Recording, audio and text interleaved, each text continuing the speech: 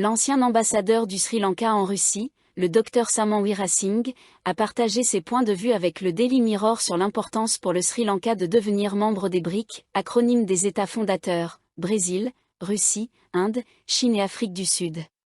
Le Sri Lanka a désormais officiellement soumis sa candidature pour rejoindre cette organisation internationale du Sud global. Le Sri Lanka a soumis sa candidature pour rejoindre les BRIC. Quel est votre avis sur la pertinence de cette initiative pour le pays ? En devenant membre des BRIC, le Sri Lanka pourrait bénéficier de nombreux avantages, notamment économiques. Une fois la candidature acceptée, nous obtiendrons également l'adhésion à la National Development Bank, NDB, la Banque de développement nationale des BRIC. Cette banque soutiendra des projets de développement à travers des prêts, des garanties en capital et d'autres instruments financiers. Elle coopérera également avec des fonds internationaux, ce qui signifie que nous aurons accès à d'autres institutions financières mondiales grâce à la NDB pour obtenir une assistance financière. Actuellement, nous recevons de l'aide de la Banque mondiale et du Fonds monétaire international, FMI. En devenant membre de la NDB, nous pourrions obtenir davantage d'aide pour développer nos infrastructures.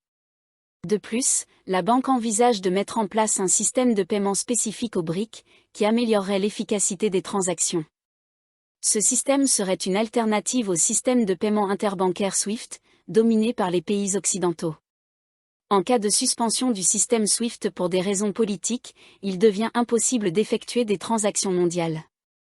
Un système de paiement alternatif, comme celui des BRIC, offrirait une solution à ce problème.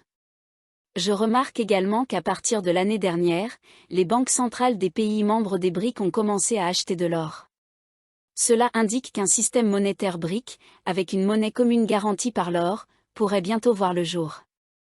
Actuellement, les pays BRIC effectuent leurs transactions dans leur devise nationale, mais bientôt, ces transactions pourraient se faire en monnaie BRIC.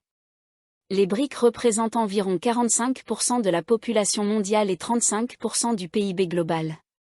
Avec l'intégration de l'Iran et des Émirats arabes unis, les BRIC représentent désormais 50% de la production mondiale de pétrole. Cela pourrait être bénéfique pour le Sri Lanka, notamment en matière de négociations sur les importations de pétrole, ce qui est crucial pour résoudre notre crise pétrolière actuelle. Quelle est la valeur des BRIC en matière de coopération régionale, selon vous ? Certains pays asiatiques deviennent déjà partenaires des BRIC. L'Inde, par exemple, en fait partie, et d'autres pays de la région ont également déposé leur candidature. Avec l'Iran et Léo désormais membres, le Sri Lanka pourra suivre les conditions imposées aux autres pays membres et obtenir des avantages similaires en matière de commerce, de prêts à des taux préférentiels et de partenariats pour des projets publics ou privés. En tant qu'ancien diplomate, êtes-vous confiant quant à l'adhésion du Sri Lanka aux BRIC ? Je suis convaincu que le Sri Lanka obtiendra son adhésion, car les principaux pays membres des BRIC soutiendront notre candidature. Nous entretenons d'excellentes relations bilatérales avec ces pays, notamment la Russie, la Chine, l'Inde et l'Afrique du Sud. Nous sommes une petite nation et ne représentons aucune menace pour les grandes puissances. C'est pour cette raison qu'ils nous accueilleront favorablement. Le Sri Lanka est souvent pris dans des tensions géopolitiques entre grandes puissances, notamment entre la Chine et l'Inde. Les BRIC peuvent-ils aider à atténuer ces tensions ? Nous devons adopter une politique de non-alignement. Il est crucial de maintenir de bonnes relations avec tous les pays et de chercher à améliorer notre économie et notre développement social, sans privilégier une nation au détriment d'une autre. Nous devons prioriser nos intérêts nationaux avant tout et évaluer chaque projet ou partenariat en fonction de ce qu'il rapporte au Sri Lanka. Vous avez mentionné la monnaie des BRIC, qui semble aller dans le sens d'une dédollarisation. Qu'en pensez-vous ? Il n'y a aucune restriction à utiliser à la fois le dollar et la future monnaie des BRIC.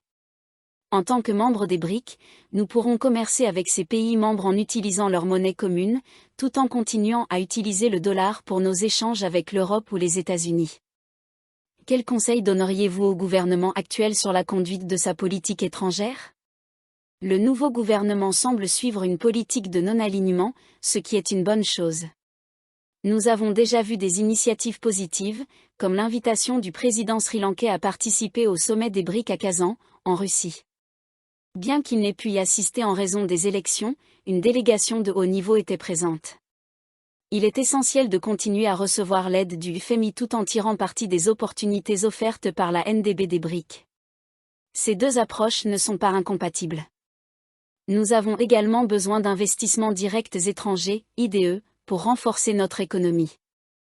Comment améliorer les relations avec la Russie? Le commerce bilatéral avec la Russie, bien qu'en développement, reste faible par rapport à d'autres pays. Nous devons intensifier nos efforts pour promouvoir nos produits, comme le thé, les vêtements et les produits de la mer. Nous pourrions viser un volume d'échange commercial d'1 milliard de dollars avec la Russie, contre moins de 500 millions actuellement. Enfin, en tant que membres des BRIC, nous pourrions élargir nos exportations vers les pays membres sous des conditions plus avantageuses. Les BRIC représentent 22% des exportations mondiales de marchandises, et cette organisation pourrait être un levier important pour stimuler l'économie sri-lankaise.